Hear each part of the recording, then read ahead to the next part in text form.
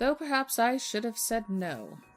Perhaps I should have feigned business or claimed a restlessness that would let me out of the house, away from her and her pies.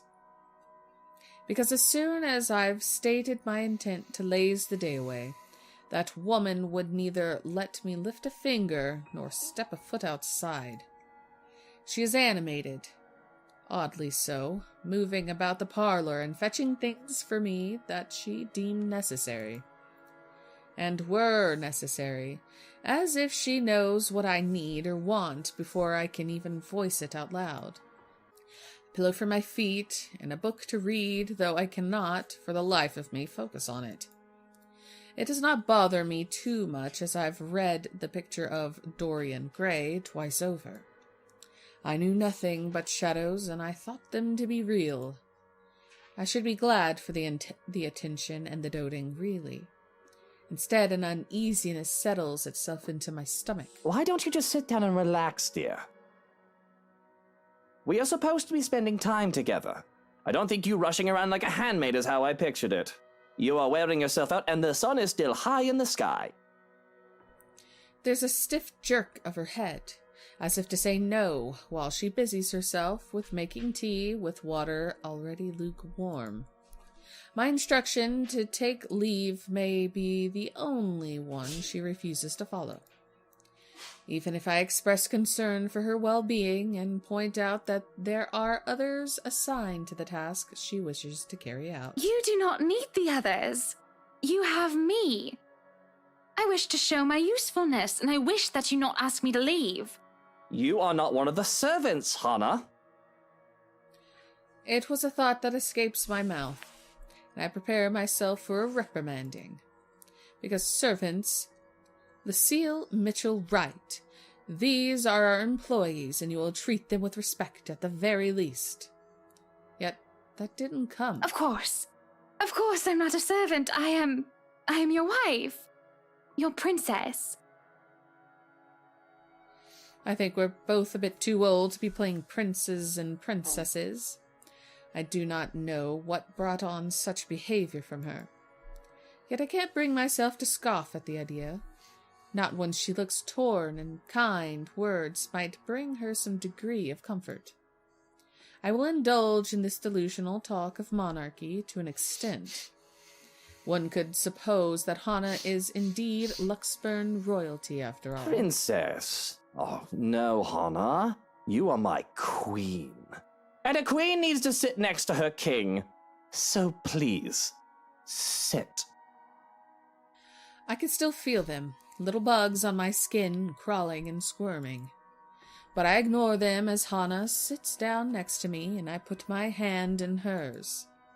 The touch nearly makes me want to pull away. For now I feel them burrowing into my skin, digging holes into me, though there is nothing to be seen there. I clasp her hand, though her touch burns cold and hot. I did not like the thought that Hannah, my sunshine, my darling, is someone I should fear. It's a bit of a paradox, for all that I do and should feel at peace in this quiet moment, dread overtakes every part of me. A small voice in the back of my head screams that there is something wrong, but I cannot bring myself to look further into it. The whole thing doesn't even last. The tea is ready. I should go. I've forgotten the milk and sugar in the kitchens. If you may excuse me. Should I let Hannah go or call the butler? Let Hannah go. Okay. That didn't do anything with the relationship. No. It just updated. What happens? I don't say a word as her hand slips through mine and I'm left. Sure? Yeah. I want to see just to be sure. Nothing. I thought it went up a little. No. It would have a little symbol. Oh.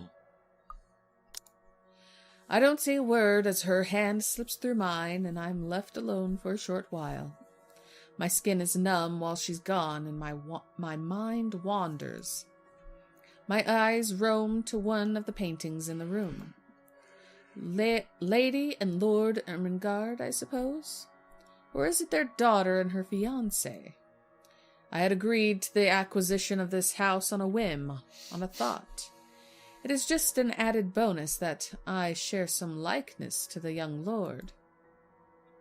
I am not so vain that I thought to look in a mirror, only to find it's one of the old portraits. But can one blame me if I preen? With the chatty servants pointing out how I can very well pass off as him with a hairstylist and a costume. Certainly a great big ego boost, though only a crazy random happenstance. To imagine that is my face on the oil canvas, having a commission befitting royalty. To believe that it is my face on those walls and believe that I've always belonged here. To believe that I've never been a street rat. The stinging and the buzzing returns, as does Hannah. There is something really wrong. But what? Watching Hannah set the table gives me some time to think. I suppose it could just be paranoia. I've been informed of a particularly nosy investigator snooping about, and Suarez has yet to catch who leaked confidential information regarding my businesses. It can be any number of things, really. I have so many things to do after this impromptu day off. But as I was saying, or thinking rather, I do not want to believe this is Hannah. She's acting differently, but that's a thing humans do. We are not static creatures who act our day to day in the same manner as the previous one. I care greatly about her, and knock on wood, I have hope that this odd behavior of hers is not an omen of things to come. At worst, this is merely behavior of hers I've only failed to notice before. I do blame the party and that horrid Rochelle Lee. To prove her usefulness, she said, so that I do not send her away. It disturbs me greatly, now that I watch her closely while she pours me a drink, but does not bother to have one for herself. It's not that I'm criticizing your sudden initiative to be a housewife. That is your choice, of course. I admit I may be partly at fault. I've been neglectful and haven't shown my appreciation to you as of late. But you do know that you really don't have to do any of this. I can see her hand shake as she offers me the cup. Did I strike a nerve? Whatever the case, I reach out to take the tea before she can drop it. No. As it turns out, I'm the one who would end up dropping the tea. Though, mercy of mercies, the tea was cold. On the other hand, Hannah's skin burned, even more so than before. Oh no, please don't be angry. I'm so sorry, my prince. A small cry escapes the woman's lips before she kneels down to clean up, picking up porcelain shards from the carpet. It is then that I notice the light sheen of sweat dotting her forehead, the paleness of her skin, and just how sickly and dull she just seemed to be overall. I stop her, grabbing her wrist with one hand and placing the other on her forehead. She's burning up. Hannah, don't! I think you should rest. Just sit back and... The thing about people fainting is that you don't really get forewarning. It's not like in the films where everything slows down and you get to watch as the other person's eyes roll in the back of their head. I suppose someone can still be quick enough to catch the other person as they collapse. But, as it is, I can't do anything when Hannah falls to her side. The feeling of bugs on my skin is replaced by something much worse. This is all too familiar. A memory that hasn't left me, even after all these years. She was sprawled on the ground, her hair like a golden halo as it curled about her. Her pale skin made her look so ghostly. I had the irrational thought that she would simply fade away. And the shakes. Oh, I was so worried that she would start shaking again like last time. I could do little but stare, so shocked and afraid. I was ready to call for an ambulance, though. She loathed the thought of going to a hospital. Mom, are you all right? Don't worry, dear. I just fell. Can you get Mommy special candy from my drawer? He's having a flashback. Oh, I thought that voice acting was backwards No. or reversed, opposite of Luke and Hannah. No, he's just having a little flashback of something similar that happened. But this isn't my mother. There is no special candy because this isn't supposed to happen. She's never done this before. Hannah, are you all right? Before I know it, I'm down on my knees. The cup's shards dig into my leg, into the leg of my pants, but I ignore them in favor of Hannah. She's warm. Too warm, even as I try to shake her awake. A part of me says that it's a good thing. Better for her to be warm, to know that her blood still courses through her body. Hot-blooded things are human. Hot-blooded things that humans are. To know that she still lives and that she isn't cold as death. I don't even realize it, but I'm screaming. Not until I'm pulled away. Not until I'm struggling in desperation as I refuse to leave Hannah's side. I cry to be let go, scratching and kicking and doing everything but biting the one who dares hold me back. The images of Mother, dead in her bed, flash before my eyes. Need to do something. Anything. I don't want to be alone. Not again. Hannah, don't you fucking leave me! Oh God, wake up, Hannah! Your blithering hysterics help no one, right? Now stay back before I knock you out. Yo. I have to keep myself from lashing out, from strangling him for daring to get in the way of my wife and I. But I remind myself that Shrokin was a doctor. He's here to help. He can help Hannah. And I will not accept excuses or suffer no incompetence. Fix her, Shrokin. Make sure she's all right. Because if she dies, so do you. Bro. The stiff nod he gives me is probably the only guarantee I have that he'll do his best. Keeping yourself from dying is the best incentive anyone can get. Even then, I cannot bring myself to rest easy. Deep breaths. Just take deep breaths. Panicking and murder isn't going to help Hannah right now. How is she? What's wrong with her?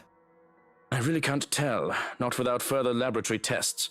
It can range from anything to simple dehydration or exhaustion to esophageal syncope. Hopefully it's nothing too serious. She has a high-grade fever. It could very well shut down her body. We have to go and cool her down, see if we can get it under control.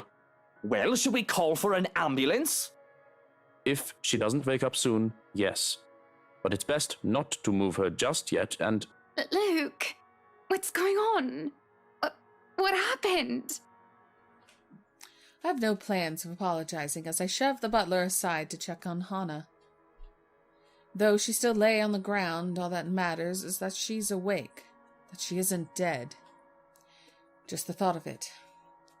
I don't know what I would have done if things were to the contrary. Hey there, Sunshine. How are you feeling? Do you think you're up to standing? I don't feel too good, no.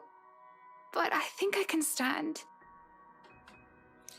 She reaches out for my hand, and I'm quick to take it. Her cold and clammy skin is cause for concern, but I force a reassuring smile on my face. At least I hope it's reassuring. That isn't exactly an emotion I'm used to plastering on my face. I rarely have need or want to reassure anyone else. The most I can hope for is that I don't make her worry. Come on then, let's get you up. Careful, careful. We don't want you to fall or break something. Like a leg or your head. Though getting her up to her feet is easier said than done. She claims that she can manage to stand, but but she's completely dead weight as I lift her up. Weak. Too weak. I can feel the trembling of her body, as if just existing had exhausted her. Soon enough, Shrokin aids me, and we manage to let Hana onto a chair without further incident. I have half the mind to wrench free and run. This is all too familiar, and I wanted no part in this. But do I even have the choice? At the moment, I suppose, yes. I'm not running away. That's preposterous. I just need to get some air. Shroukin, take her up to our room and take care of her, all right? Schedule an immediate appointment to a physician. Get it done. As soon as possible. I just need to... Breathe. I need to breathe. Gray skies loom over in the horizon, though the sun fights for every precious minute it gets to stay. It'll rain again soon, with the wind bringing along the gloomy clouds normal to Luxburn. Until then, it doesn't hurt to be out here for fresh air and sunshine. I walk to the gardens, what little of it there is at the moment anyway, and kneel by the daffodils. These were the first to be brought here and planted on my request, and if nothing else, they brought in a sense of peace. They were Mother's favorites. Closing my eyes, I lift my chin up to welcome the light that shines upon me. And for a moment, I can imagine myself as one of the flowers, peaceful, blooming, and all too happy to stand in its warmth. Life would be much easier if we were all like flowers, wouldn't it? But I didn't step out here to get all philosophical. I have problems much more practical than figuring out the meaning of life, after all. Too many things have gone on these past few days, and I want to forget about them, even just for a moment. It's almost All Saints, isn't it?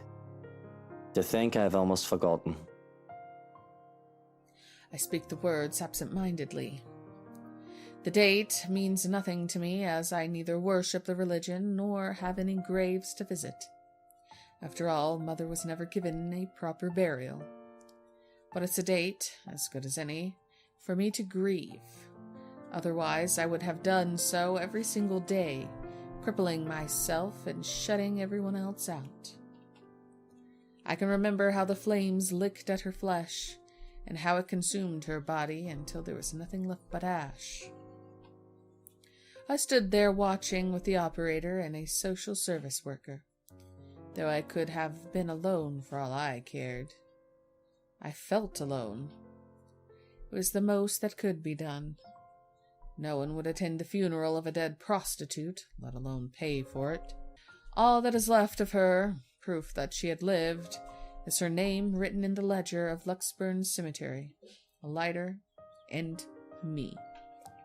Pulling out the lighter from my jacket, I can't stop myself from flicking it open to stare at the flame, and to run my thumb over her name. Eleanor. All in all, it isn't much, but it's something. And it'll be wrong of me not to make something of myself when she would have given everything to make sure I could become anything I want to be. Feels like I'm stuck in a nightmare right now. What I would give to have you here by my side, Mother dear.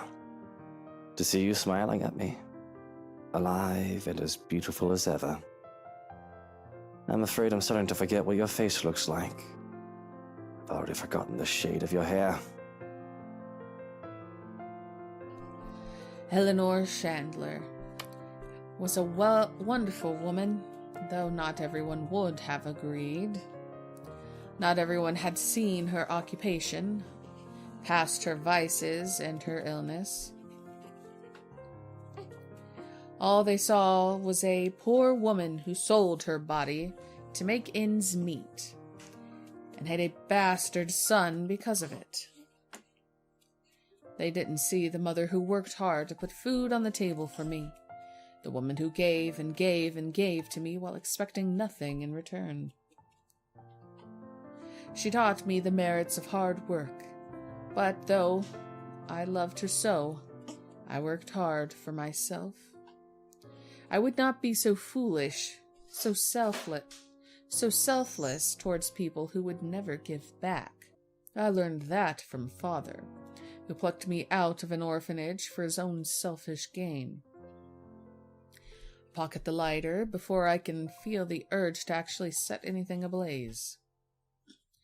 Considering my close proximity to the flowers, they would be the most likely victim of arson.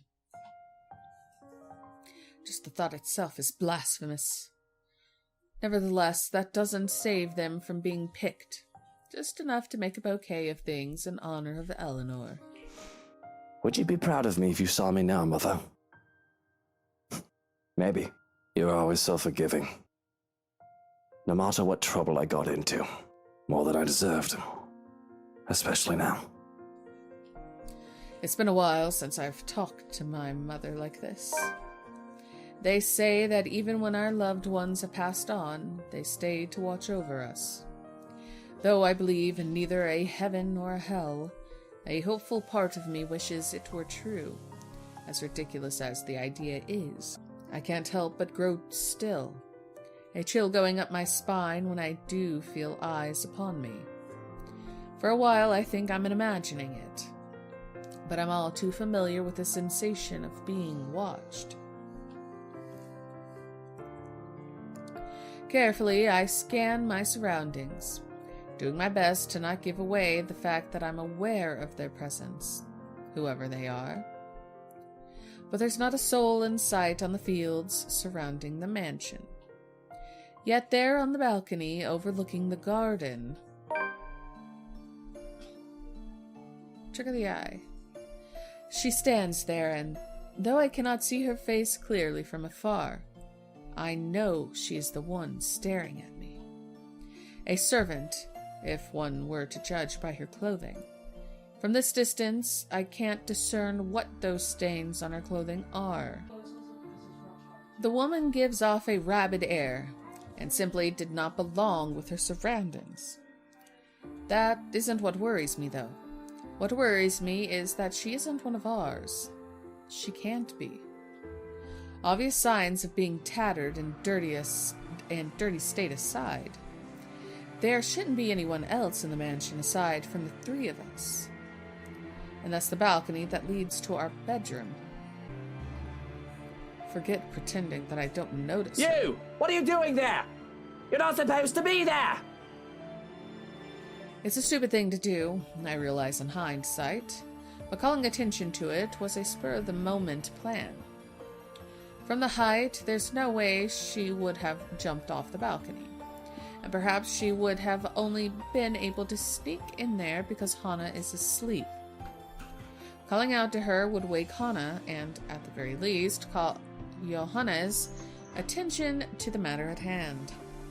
I tried to think of any other way she could have got there without Hana calling for us. The woman on the balcony doesn't react, barely even stirs.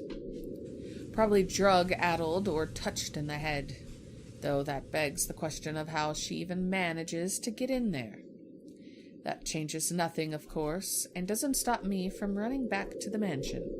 Shuriken! There's an intruder! In the bedroom! Upstairs! Secure Hana immediately!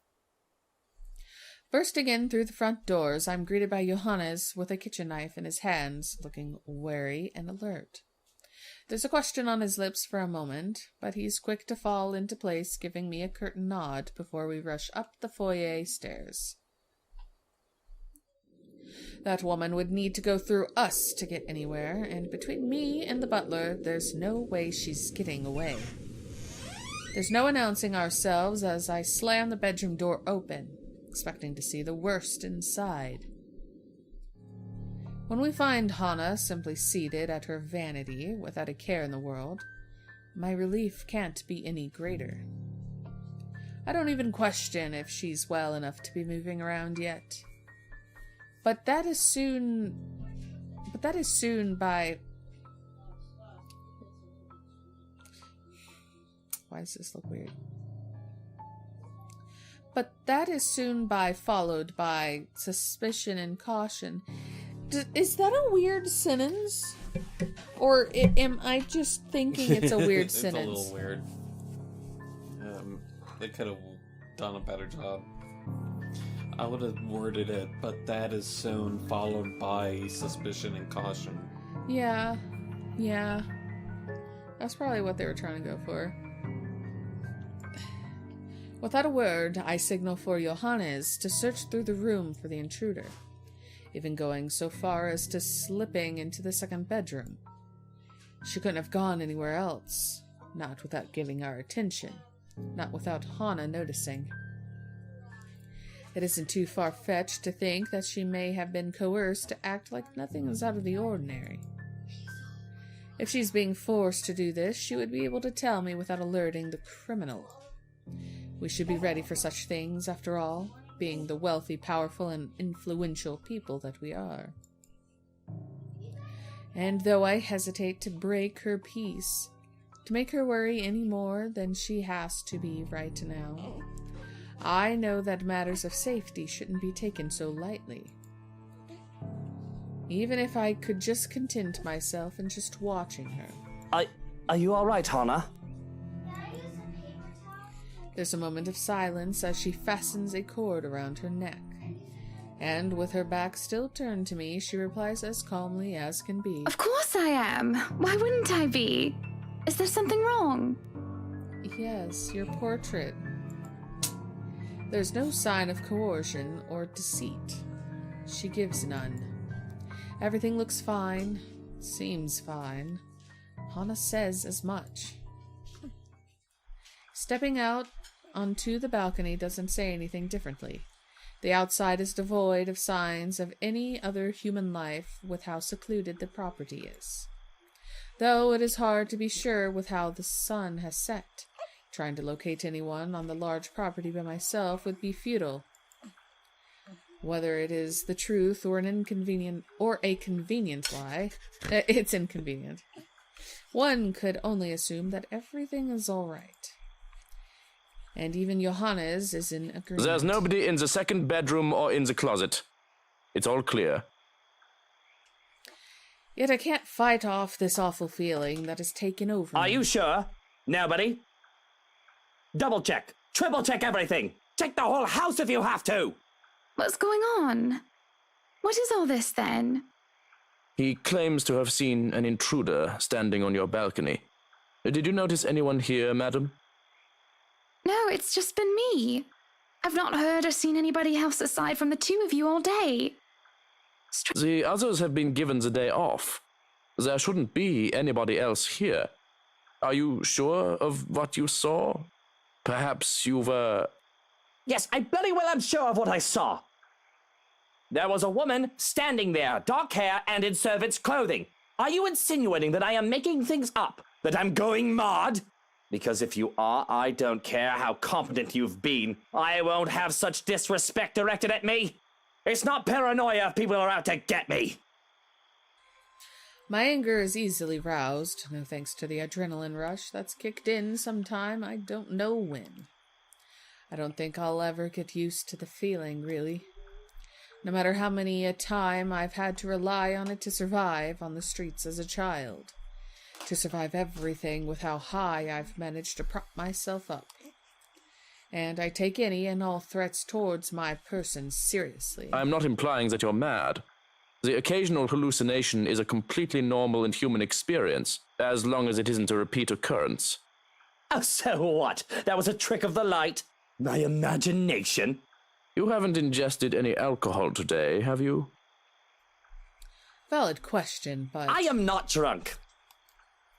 In my state, I only realize how quiet Hana has gotten when she doesn't joke about my debatable alcoholism. There's no clever quip or words of fond exasperation. She's only been watching me through all of this. And when I do notice that, I start feeling bugs crawling on my skin. When I didn't deign to speak further, fixated on the sensation, Johannes cuts in. Whatever the case, we need to establish tighter security. We should have done so from the start. If you were seeing things, then we got lucky. Had there been a real intruder, we were ill prepared. Of course, of course. I trust that you can hire the most qualified from the agency. Are you all right, Hana? You seem disquieted. I'm well, my love. I was just worried about how the hallucination brought you distress. It wasn't a hallucination, I'm sure of it. But what can I do to prove otherwise? It doesn't matter. You are safe, as am I. I overreacted. Perhaps rest is necessary. It is late into the day, and you must be tired from your gardening. Before I ask how she knew what I was doing, a small fond smile graces her lips before she brushes away a few yellow petals from my sleeve. Oh. But does it really look like I'm that exhausted? I'm sure to be well rested despite it all, and it's not like I've done anything physically exhausting today. Beyond running here in a hurry, anyway. No doubt I've let a trail of flowers in my mad dash. And I suppose I do look like a mess. Rest sounds good. I guess I'll need to sleep a lot more than I thought. But I'll stand guard outside for the night. You two have nothing to worry about. Why did that recording sound weird? Is there a way to replay that? Yeah. I'll stand guard outside for the night. You two have nothing to worry about. What the frick? Whatever the case, we need to establish tighter security. We should have done so from the start. Different room? Either a different room or a different recording session or something. Probably. Nothing to worry about. I'm not so sure about that. But thinking any more about it isn't going to do anything. Come on then, my love. Off to bed. I have been restless without you by my side.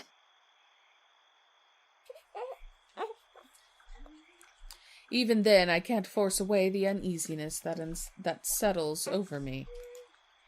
Sleep is hard to attain, and even Hana's embrace doesn't help. She's still burning up. Is this the... This is the last day. Yeah. Let's look at the tree. 0%. Oh, man. Wow. We skipped so much. But that's because of her necklace. Maybe. Dang, dude. We're right here.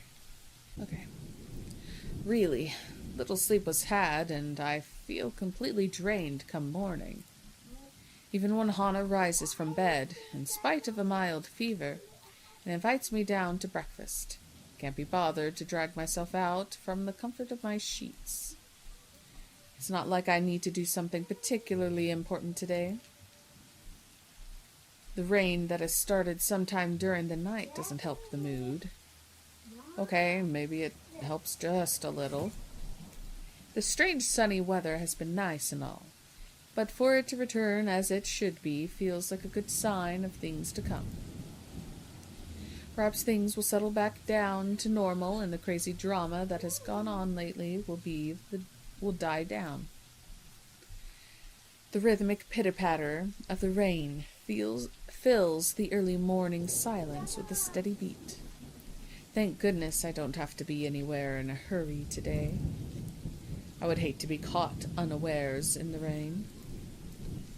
With how it looks outside, it seems that the weather is making up for all the sunny days it has given us with a good old-fashioned downpour. It does let up within the quarter of an hour. However, a day beginning with a cloud burst like this, locals usually take it as an immediate sign. Luxburn's abysmal weather is back, likely for good.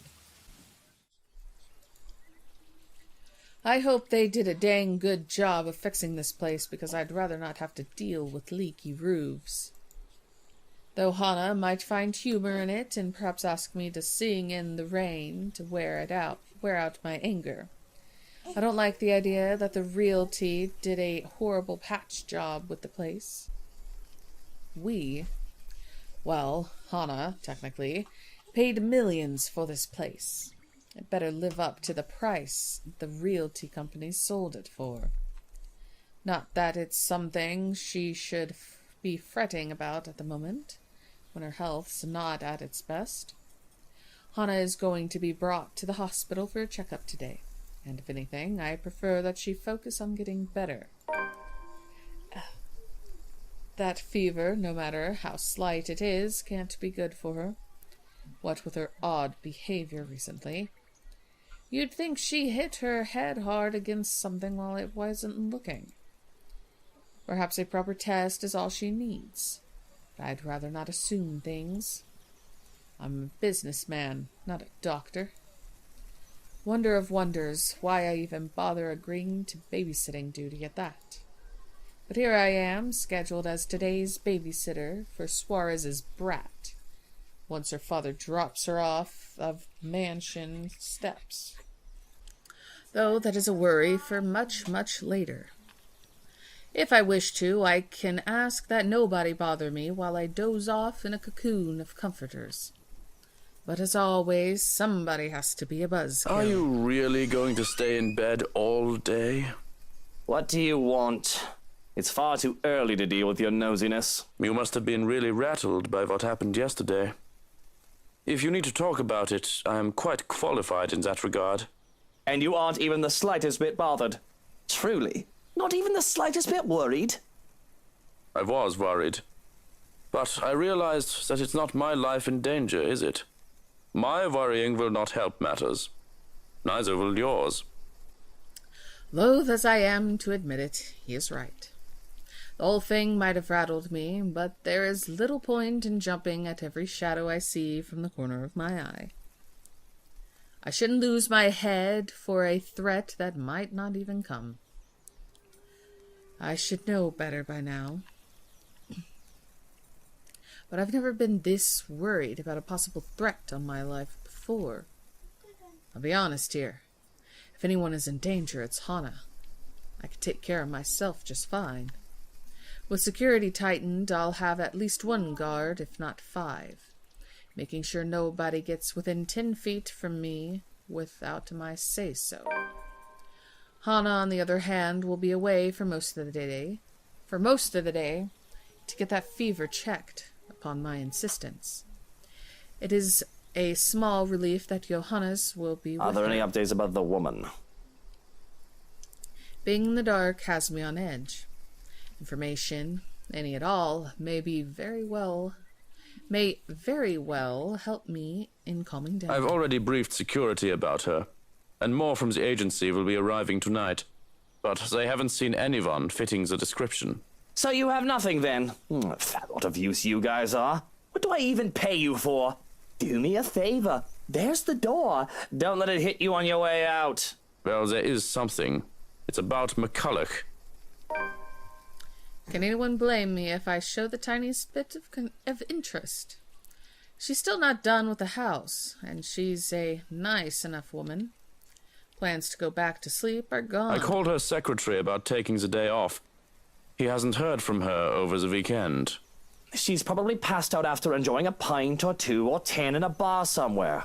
She's an adult. It was the weekend. She's allowed to disappear and not think about work. Fuck. I wish I was passed out after a night of drinking.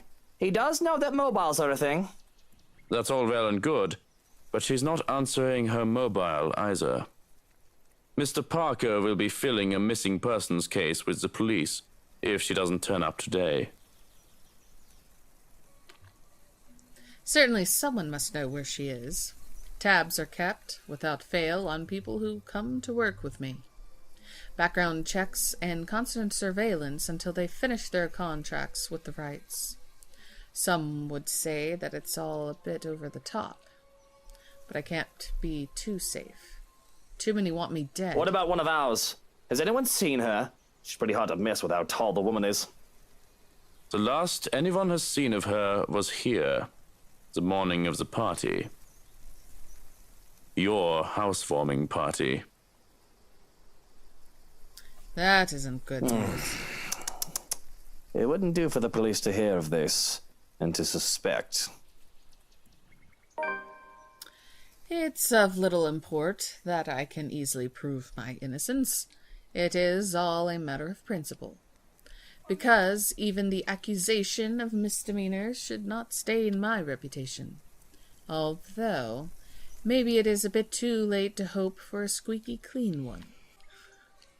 Besides, it'll be such a hassle to have police poking around the house looking for a body that doesn't exist. Now, if we're done here, I'd like to go back to sleep and...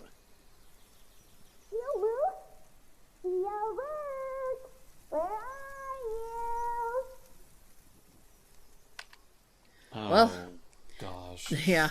The brat. She's decent. Well, there goes any plans of grabbing some shut-eye. Rolling over on my stomach, I can only scream into my pillow. Of course, of course. Ugh.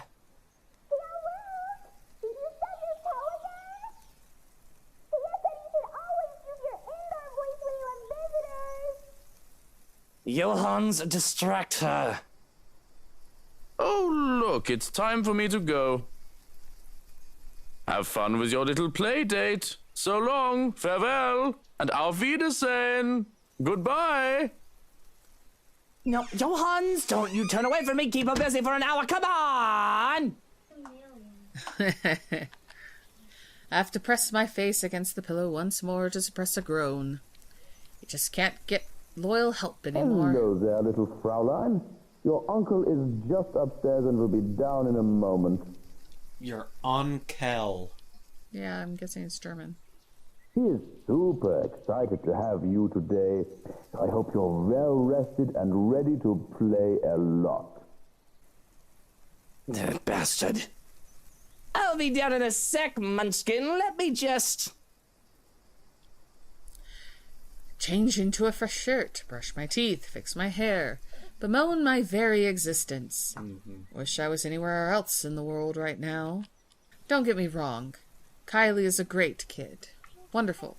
Better than most brats her age.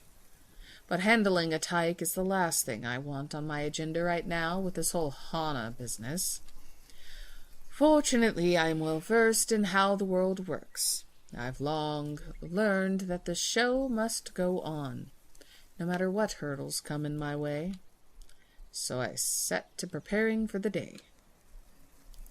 Running a comb through my hair is just divine, and simply makes me feel more human. Bed hair is disgusting, though. It isn't as bad now as it was when I was a child.